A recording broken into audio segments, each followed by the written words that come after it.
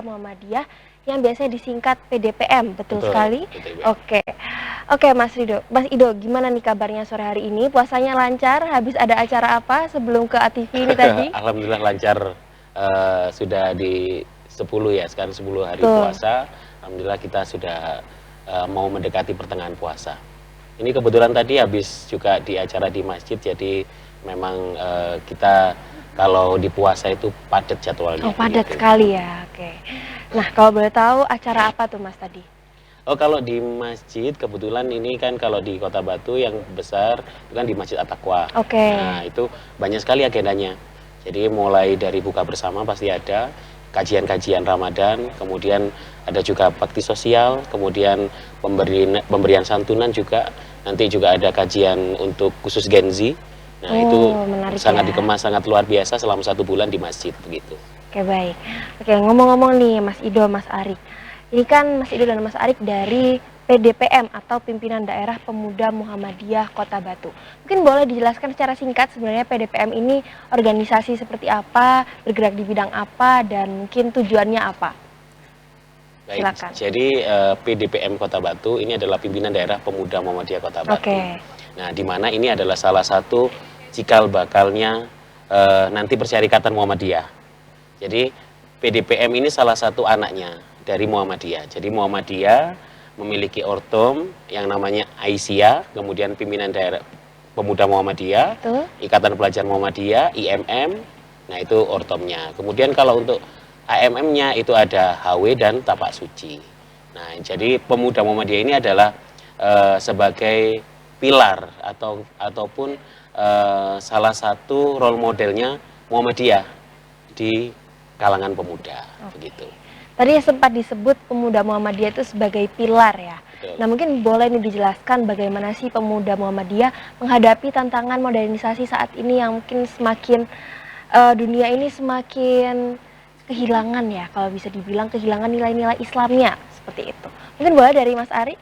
Ya, jadi saya dikatakan pemuda ini adalah sebagai pilar, sebagai generasi penerus Muhammadiyah. Jadi adalah pemuda ini kelompok dari anak-anak pemuda yang khususnya adalah dari umur 25 sampai 40 tahun yang sudah dilakukan oleh Muhammadiyah terkait modernisasi yang ada di sekarang ini, bagaimana cara kita untuk menghadapi generasi yang akan datang adalah dengan cara kita membentengi mereka. Jadi membentengi mereka ini dari bidang sisi agama, terus bagaimana bersosial, terus etika-etika, atau kalau kita di Muhammadiyah ada yang disebut dengan kepribadian Muhammadiyah. Oke. Jadi di kepribadian Muhammadiyah ini kita ajarkan, kita berikan kepada anak-anak muda, kepada calon-calon muda khususnya juga bisa melalui sekolah-sekolah yang ada di Muhammadiyah.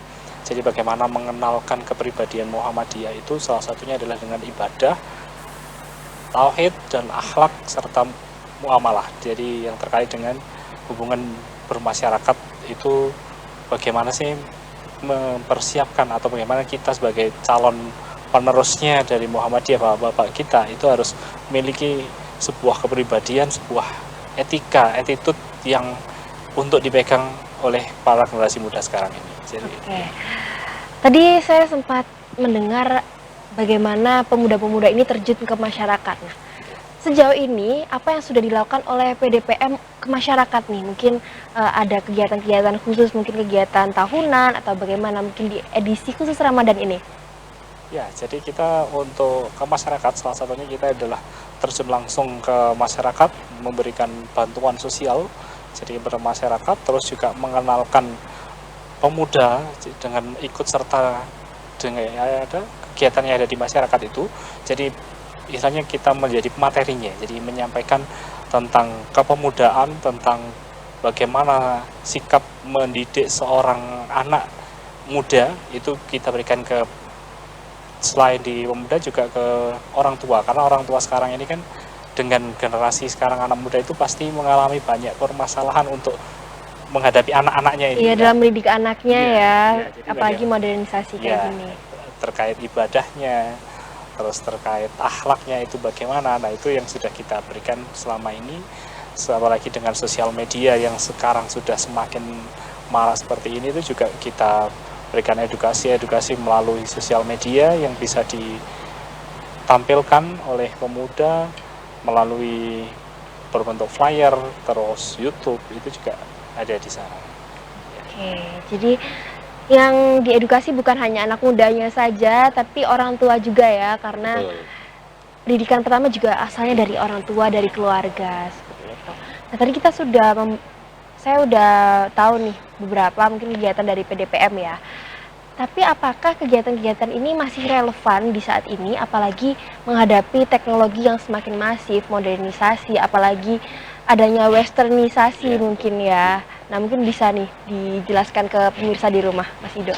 Pastinya itu memang ada dilema seperti itu. Jadi kita dimulai dari waktu dulu organisasi yang sangat diminati ya, Ya, sangat diminati. Kemudian kita mengalami kecenderungan kekurangan krisis kader, itu memang kita alami. Tetapi di sini kita harus memberikan atau membuat inovasi-inovasi baru.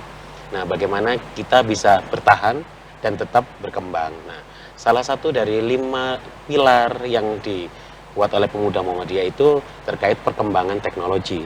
Nah, dari teknologi ini kita harus siap menerima apapun yang ada di depan. Dengan cara apa? Kita harus selalu mau belajar. Baik teknologi ini bagaimana nanti ke depannya kita harus menerima. Nah, salah satunya dari era digital seperti saat ini, ya kita harus bisa survive dalam kegiatan dakwah. Jadi dakwahnya di model seperti apa? Dakwah digital. oke. Nah, kemudian kita bisa bergerak untuk mengajak rekan-rekan sesama pemuda ataupun masyarakat khususnya Kota Batu itu kita melalui akun YouTube, Instagram. Nah, itu jadi kita mulai berpindah nih. Yang dulu kita harus benar-benar kita mengajak teman-teman di masjid, kita kajian secara santun di masjid. Nah, kita harus merubah pola itu. Jadi mulai digital, kemudian kita bisa mengarahkan rekan-rekan pemuda ini untuk bisa tertarik, ya kita ngajak pengajian di kafe, kayak gitu kan ada perubahan. Jadi, dan itu yang kita lakukan sekarang, dan alhamdulillah terbukti itu bisa menarik untuk seluruh kader-kader pemuda Muhammadiyah gitu. Oke, jadi memang perlu adanya perubahan-perubahan Betul. dan penyesuaian ya dengan anak-anak Gen Z ini. Betul, betul. Terus aku pengen tahu nih Mas Ido, Mas Arik, kira-kira apa sih yang dihadapi oleh PDPM ketika para Gen Z ini mungkin sikapnya atau budayanya itu berbeda dengan zamannya Mas Ido dan Mas Arik gitu. Apa yang dilakukan oleh PDPM? Baik, jadi kalau untuk PDPM Kota Batu mungkin nanti akan ditambahi oleh Pak Sekretaris. Oke. Jadi gini, dinamika ibaratnya angkatan kita waktu Iya. dulu dengan yang sekarang kan beda. Tuh. Nah, kita harus bisa ibaratnya mengambil, bagaimana sih kita harus mengambil peluang di anak-anak Gen Z ini, anak-anak Zoomer, anak-anak apalagi sekarang sudah rilis apa? Generasi Alpha Gen ya. Alpha. Nah, otomatis itu memang ada perbedaan-perbedaan karakter, kemudian perlakuan. Betul. Nah, dengan cara apa kita PDPM hadir di teman-teman Gen Z ini? Ya kita harus berubah untuk mengemas kegiatan pemuda ini lebih sesuai apa yang mereka minati. Jadi seperti apa contohnya? Jadi kalau anak-anak Gen Z itu kan lebih suka itu dia membuat konten, ya kan? Kemudian dia suka ibaratnya ketika dia tidak suka itu langsung ibaratnya protes, ibaratnya kalau kita dulu kan untuk protes itu kan sangat susah ya. Nah, kalau sekarang kan Mas, ini kan gini-gini, jadi lebih idealis dan lebih apa namanya? vokal ya. Lebih vokal. Nah, lebih vokal. Nah, bagaimana kita harus bisa mendekatkan? Jadi ya dengan cara seperti itu. Jadi kalau dia vokal, kita juga bisa. Jadi kita kasih tahu karena kan kalau Gen Z itu kan si paling validasi. Apa-apa dia langsung buka Google dan sebagainya kan gitu. Nah, kita juga harus lebih pintar. Ya coba cek di Google kayak gitu kan. Jadi kita harus hadir di teman-teman Gen Z ini, kita harus menyesuaikan mereka karena kalau nggak gitu, karena mereka ini adalah penerus kita, jadi kita harus benar-benar paham karakternya bagaimana dan apa yang harus dilakukan gitu. Oke, bisa di take note sih sebenarnya kalau memang perlu adanya pendekatan yang lebih ya, apalagi Betul. memiliki karakter yang berbeda. Oke, baik. Mas Ido, Mas Arik, kita akan ngobrol-ngobrol lagi membahas mengenai bagaimana sih cara Muhammadiyah mempertahankan nilai-nilai Islam di tengah gempuran era modernisasi ini. Namun sebelum itu kita akan bersama-sama melihat tayangan iklan berikut ini.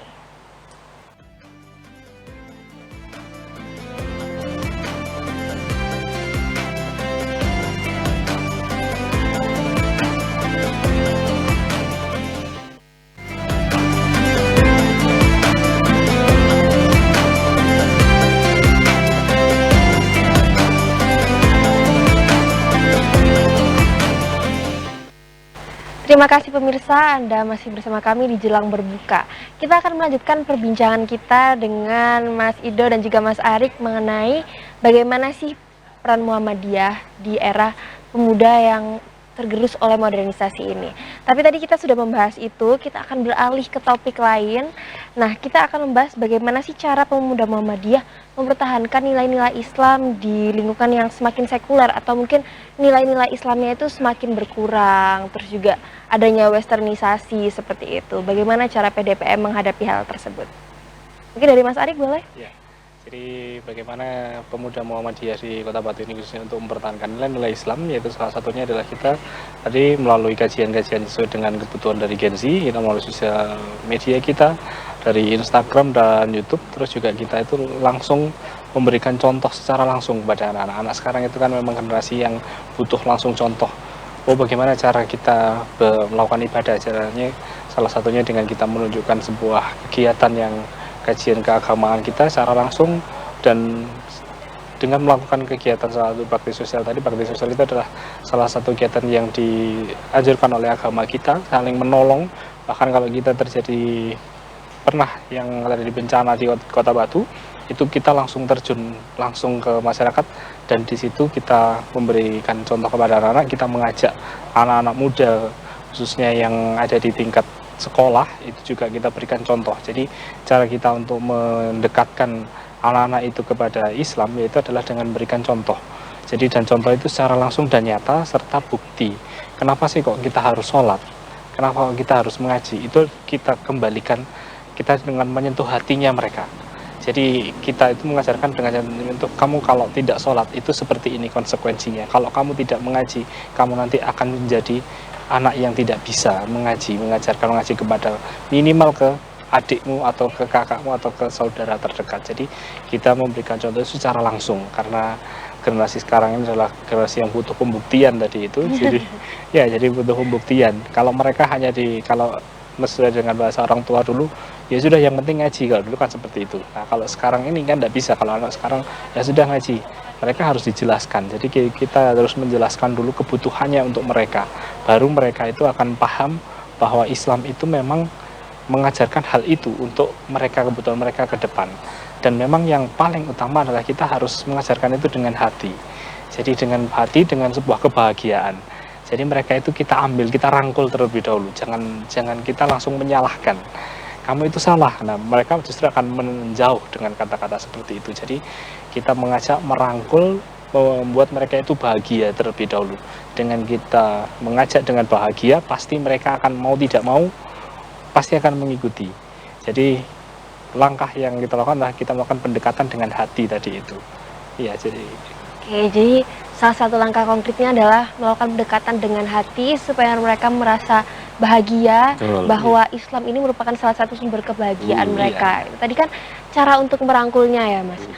Saya penasaran nih, gimana caranya Mas Ido dan Mas Arik mempertahankan nilai-nilai yang sudah tertanam nih di benak para pemuda ini supaya tidak luntur gitu nantinya. Apalagi mereka kan juga pastinya ada sekolah, mungkin ada kegiatan-kegiatan di luar yang lain yang kita tidak tahu, kita tidak bisa menjamin apakah lingkungan tersebut juga memiliki nilai-nilai Islam seperti itu. Bagaimana cara mempertahankan hal-hal ini seperti itu? Jadi begini, karena pemuda Muhammadiyah ini seperti slogannya ya, fastabiqul khairat, Baik. berlomba-lomba dalam kebaikan. Kebaikan. Nah, dari sini kita bisa menitik beratkan bahwasanya setiap apa-apa mereka yang sebagai kader pemuda Muhammadiyah harus memiliki jiwa seperti itu.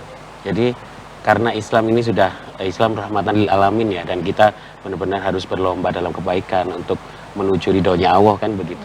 Nah, jadi kita ya memang harus benar-benar memberikan contoh dan juga sebagai panutan.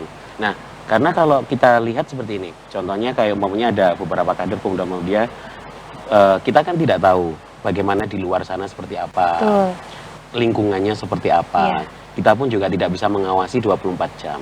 Nah, kita berikan benak itu sesuai slogannya Pemuda Muhammadiyah, Fastabil Khairat. Jadi biar dia selalu melekat apa yang dia laksanakan atau dia lakukan sehari-hari itu masih sesuai kaidah Islam begitu. Oke, jadi kita juga menanamkan benak itu salah satu hal yang paling penting ya. Betul Jadi sekali. supaya pemuda-pemuda ini memiliki jiwa yang tertanam gitu ya Ya. di benang mereka, apalagi slogannya Fastabiqul Khairat Betul. seperti itu. Nah, kalau untuk strategi bagaimana menjaga moral nih, Mas Ido, Mas Arik. Apalagi di era sekarang ini kan sosial media itu kita sangat kesusahan ya untuk memfilter apa-apa yang kita tonton atau mungkin apa-apa yang muncul di beranda kita. Bagaimana strategi dari PDPM untuk menjaga nilai-nilai moral dan juga akhlak di era digital ini? Ya, jadi kita untuk menjaga akhlak atau moral itu kita ada yang namanya etika bersosial media. Oke. Jadi di dalam bersosial media itu kan ada 7 etika. Jadi yang salah satunya adalah menggunakan bahasa yang sopan. Yang kedua adalah kita bisa memilah atau mana yang baik dan mana yang tidak baik. Dan yang ketiga itu adalah bagaimana cara mengolah atau memanfaatkan sosial media itu secara pribadi. Yang maksud di sini secara pribadi adalah kita tidak mudah untuk mempercayai informasi, menanamkan kepada para generasi penerus kita bagaimana menyaring atau menfilter di sosial media. Salah satu strategi kita mengadakan kajian bersama dengan pakar terkait sosial media dan pemanfaatannya. Jadi di situ bahkan kita berikan tentang bahayanya bagaimana kalau kita bersosial media yang salah itu nanti dampaknya seperti apa.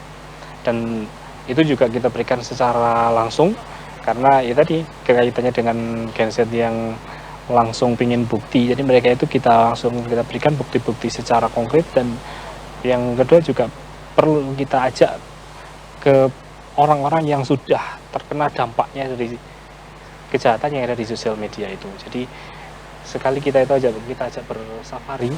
Jadi bersafari ke tempat-tempat yang mohon maaf mungkin di situ ada sebuah tempat rehabilitasi untuk anak-anak yang terdampak. Nah, sehingga mereka itu akan tahu kalau saya melakukan sebuah kesalahan dengan memanfaatkan sosial media atau dengan adanya modernisasi sekarang ini pasti saya akan menjadi sesuai yang sudah dilihat oleh mereka. Jadi seperti itu salah satu strategi kita untuk menanamkan supaya mereka itu bermoral, etika sosial media yang positif sesuai dengan apa yang diharapkan oleh orang tua mereka, oleh Persyarikatan Muhammadiyah. Oke, baik. Jadi tetap ya intinya adalah diedukasi dan Betul. memberikan bukti atau validasi ya, karena Gen Z ini butuh validasi banget Iya, nih betul, kayaknya. validasi. Oke, kalau gitu menanggapi dari jawaban yang diberikan oleh Mas Arik, sebenarnya sejauh apa sih PDPM ini mengawasi pemuda-pemuda atau anggotanya dalam bermedia sosial seperti itu? Yang jelas seperti ini. Terkait pengawasan karena kita tidak bisa mengawasi 24 jam. Betul. Jadi kita selalu memberikan ibaratnya pembinaan. Nah, pembinaannya seperti apa? Kita kan ada grup WhatsApp, ada media sosial Pemuda Muhammadiyah, ada apapun portal-portal Pemuda Muhammadiyah. Itu kita harus gunakan dengan baik dan bijak. Dengan yang utama adalah kita harus memberikan edukasi bahwasanya ketikan kita ini adalah wujud dari karakter dan pribadi kita. Ketika kita sudah menjadi pemuda Muhammadiyah, kita harus bisa menjaga marwah itu dari ketikan kita sebagai netizen, kan begitu. Jadi harus bijak dalam menggunakan media sosial dan bijak dalam membuat kata-kata. Jadi biar tahu, oh ini ada bedanya kalau karakter pemuda Muhammadiyah ini seperti ini, kayak gitu. Jadi biar tidak sama dengan yang lain. Kembali lagi kalau terkait pengawasan, kita tidak bisa mengawasi 100%, tapi kita bisa memberikan arahan, ibaratnya edukasi, bagaimana cara kita menjadi media sosial yang baik gitu.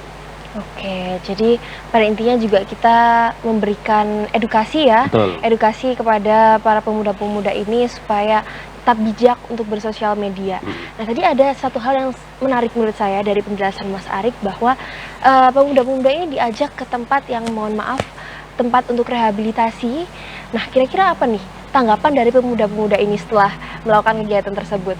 Ya, jadi tanggapan dari mereka ini adalah mereka itu akan tahu bagaimana cara untuk menanggulangi dari dirinya sendiri. Jadi akan menimbulkan rasa bagaimana untuk dia itu mengantisipasi supaya tidak sampai terjerumus ke dalam hal-hal seperti itu. Jadi intinya adalah kita itu memunculkan motivasi dari diri mereka pribadi. Jadi setelah mereka memiliki motivasi secara otomatis mereka akan punya gambaran hal-hal positif yang harus dia lakukan dan untuk menghindari hal-hal yang negatif yang ada di sosial media tersebut. Jadi seperti itu. Oke, luar biasa sih. Menurut aku PDPM ini udah melakukan banyak hal ya, terutama untuk pemuda-pemuda Muhammadiyah supaya tetap memiliki nilai-nilai Islam dan juga menjaga moral sebagai pemuda Muhammadiyah sesuai slogannya itu tadi. Nah, kita nanti akan berbincang-bincang lagi mengenai bagaimana sih pemuda Muhammadiyah menghadapi teknologi dan juga modernisasi. Namun sebelum itu pemirsa, kita akan bersama-sama melihat tayangan iklan berikut ini.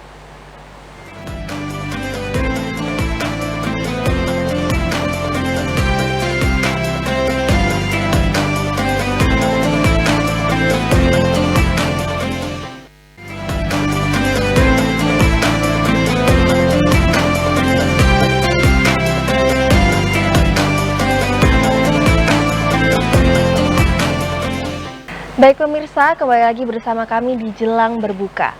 Kita akan lanjut berbincang-bincang dengan Mas Ido, dengan Mas Arik mengenai pemuda Muhammadiyah di Kota Batu menghadapi teknologi dan juga modernisasi.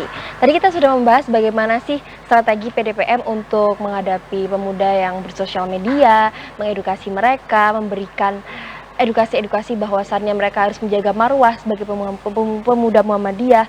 Nah, lalu bagaimana sih cara PDPM memanfaatkan media sosial? Mungkin untuk berdakwah, untuk melakukan syiar dan lain-lain, bagaimana? Mungkin boleh dijelaskan Mas Ido? Oke, jadi begini, hadirnya media sosial ini tidak hanya untuk dakwah, tidak hanya untuk kita memberikan ilmu, tapi di situ kita juga bisa hadir sebagai media sosial apapun itu. Jadi, nah salah satunya contohnya seperti ini. Untuk pemuda Muhammadiyah ini sekarang kita ada nih e-commerce ya, kolaborasinya pemuda Muhammadiyah dengan pimpinan daerah Muhammadiyah Kota Batu dan juga Asia. Jadi kita membuat membuat suatu portal e-commerce. Jadi Vasco Group Biz ID ini kita menampung seluruh usaha-usahanya warga Muhammadiyah. Baik, Nah, jadi UMKM-nya kita tampung dan kita bantu di situ untuk pemasaran. Jadi langsung semua produk-produk terkumpul jadi satu di situ. Nah, nanti setiap pembelian itu nanti bisa langsung melalui portal tersebut, begitu. Nah, dan juga di ini salah satu program kita juga karena itu kolaborasi PDPM Muhammadiyah dan Asia terutama di bidang ekonomi. Jadi itu ada portal yang namanya Vasco Group Biz ID ini. Ibaratnya program unggulannya ya, produk unggulannya ini kita ada yang namanya hijab monogram Aisyah. Wah, apa tuh Mas? Nah, jadi hijab menarik monogram banget Aisyah nih. ini seperti ini. Jadi kita membranding logo Aisyah, dibuat tulisan yang sangat cantik dalam bentuk hijab. Nah, hijabnya kita jual, kita produksi banyak. Nah, kita jual ke seluruh warga Muhammadiyah. Dan alhamdulillah antusiasnya itu sangat luar biasa. Jadi itu produknya Batu dan kita sudah marketingnya ibaratnya penjualan ini sudah sampai luar Jawa. Oh, Nah, luar jadi itu biasa. salah satu produk unggulan kami dalam penggunaan pemanfaatan AI ataupun media sosial. Jadi begitu. Jadi nggak cuma edukasi atau dakwah dan Betul. memperluas nilai-nilai Islam saja, tapi juga bisa meningkatkan taraf perekonomian Betul ya. sekali. Nah, kalau boleh tahu nih, hijab Aisyah ini yang produksi apakah mungkin ada empowering suatu masyarakat atau bagaimana? Mungkin ada misalnya, mohon maaf, apakah dari kalangan janda atau bagaimana yang dinaikkan perekonomiannya? Jadi begini, karena itu adalah produknya suatu organisasi. Baik. Jadi yang desain juga dari Muhammadiyah dan Oh, Asia. oke. Nah, kemudian kita menjualnya ke seluruh kalangan masyarakat. Jadi seperti itu. Nah, salah satu produknya itu hijab Asia, tetapi juga ada yang lain. Jadi kita juga ada minuman ataupun snack itu juga termasuk semua di dalam portal e-commerce dan itu lagi kita proses pengerjaan karena memang itu butuh proses ya. Tetapi untuk branding awalnya ini kita produk unggulannya itu hijab Aisyah gitu. Oke, jadi memang produk dari organisasi Muhammadiyah ya, Betul. bukan pemberdayaan Ya, Bukan. lainnya begitu. Oke. Nah, kita kan tadi banyak membahas mengenai media sosial ya. Kita pastinya tahu bahwa media sosial ini tidak jauh-jauh dari yang namanya hoax atau berita negatif nih. Iya. Nah, bagaimana sih PDPM ini memberikan edukasi pada pemuda ini, atau mungkin bagaimana cara PDPM melawan berita-berita hoax dan juga berita-berita negatif di media sosial? Ya, jadi bagaimana cara kita menanggulangi berita-berita hoax yang ada di masyarakat sekarang ini, khususnya adalah di kalangan pemuda. Jadi memang kita tidak mungkiri berita hoax ini sangat banyak sekali menyebar dan sangat cepat sekali menyebar di lingkungan kalangan pemuda. Dan bagaimana cara kita untuk menanggulanginya, yaitu salah satunya adalah kita memberikan edukasi kepada pemuda dan juga memberikan sumber-sumber. Jadi kan berita hoax itu pertama yang bisa kita kenal itu adalah dari sumbernya.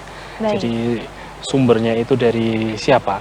Terus biasanya di berita online itu kan ada beberapa portal-portal itu yang memang sengaja memberikan berita-berita hoax. Nah, itu kita berikan kepada para pemuda melalui media sosial kita. Jadi di situ ada listnya. Biasanya kita itu ada yang namanya di pemuda itu ada yang bidang informasi. Nah, di situ adalah yang bagian untuk menfilter terkait berita-berita hoax tersebut. Jadi di situ ada bagian khusus yang menyaring berita itu kalau memang ada suatu berita yang disebarkan di kalangan kita atau mungkin di luar atau di masyarakat itu ada, secara otomatis mereka akan validasi. Jadi validasi berita itu benar atau tidak. Itu terus yang kedua, setelah divalidasi diberikan informasi secara detail bahwa kepada kalangan kita di pemuda terlebih dahulu melalui grup-grup yang ada itu, bahwa berita tersebut memang tidak benar. Jadi ada namanya cyber security di pemuda. Nah, itu ada di bidang informasi dan teknologi yang dibidangi di pemuda Kota Batu saat ini. Itu kita memang juga mulai akan mengembangkan sebuah sistem tentang cyber security yang ada di Kota Batu ini, di kalangan luar pemuda. biasa banget, ada cyber security-nya nih, Muhammadiyah punya cyber security. Nah, tadi kita udah banyak banget ya membahas mengenai pemuda Muhammadiyah, terus bagaimana cara pemuda ini mempertahankan nilai-nilai Islam, apalagi di era teknologi seperti ini. Nah, boleh nih Mas Ido atau Mas Arik menyampaikan ke pemirsa di rumah bagaimana sih harapan atau pesan bagi generasi muda agar supaya tetap teguh dalam mempertahankan ajaran Islam di era modern ini. Baik, jadi seperti ini. Saya sampaikan ke seluruh rekan-rekan, khususnya pemuda Muhammadiyah, kita sama-sama pemuda seperti itu ya. Jadi di sini kita tidak mengungguli ataupun kita lebih pintar seperti itu, tapi kita bersama-sama menjaga kerukunan terutama. Dengan cara seperti apa? Kita harus lebih bijak dalam menggunakan media sosial, kemudian kita harus bisa memilah mana lingkungan yang baik dan mana lingkungan yang buruk, kemudian kita harus bisa bermanfaat untuk diri kita sendiri ataupun orang banyak. Jadi ketika kita bermanfaat untuk diri kita sendiri dan orang banyak, insya Allah nanti pastinya kita akan mendapatkan keberkahan akan hal itu. Dan kemudian kami berharap untuk seluruh pemuda-pemuda yang ada di Kota Batu, nah terutama yang putra-putra ini untuk bisa ikut dan hadir dan bisa gabung bersama kami di Pemuda Muhammadiyah Kota Batu untuk menjalin silaturahmi, menyamakan visi dan misi kita mengembangkan kegiatan kita, tidak hanya dakwah tetapi kita bisa menerima semua apapun bidang-bidang. Jadi yang tidak hanya yang suka seni, suka olahraga, itu kita kumpul bersama jadi satu di sini untuk membawa Pemuda Muhammadiyah Kota Batu ini lebih baik. Seperti itu. Oke, luar biasa sekali. Jadi harapannya semoga para pemuda-pemuda di Kota Batu ini bisa bergerak dan terus berkembang seperti itu ya. Alhamdulillah Mas Ido, Mas Arik, kita sudah sampai ke penghujung acara. Terima kasih hari ini sudah hadir untuk berbincang-bincang di Dialog Buka TV. Luar biasa Semoga sekali. PDPM bisa semakin maju, pemuda-pemuda bisa semakin berkualitas, dan semoga kita bisa bertemu di lain kesempatan. Oke, mungkin saya boleh ya sedikit menyimpulkan dari perbincangan kita dari tadi. Oke, jadi kesimpulannya pemirsa, pemuda merupakan pilar untuk generasi bangsa. Pemuda merupakan titik dari mana kita bisa memberikan sesuatu yang lebih baik untuk masyarakat, dan kita harus menjaga pemuda kita supaya kita menjadi generasi yang tetap berkualitas dan mengharumkan nama bangsa. Baik pemirsa, terima kasih atas kebersamaan Anda. Saya Rifda Mutia mewakili seluruh rekan kerja yang bertugas. Sampai jumpa di jelang berbuka episode berikutnya. Wassalamualaikum warahmatullahi wabarakatuh.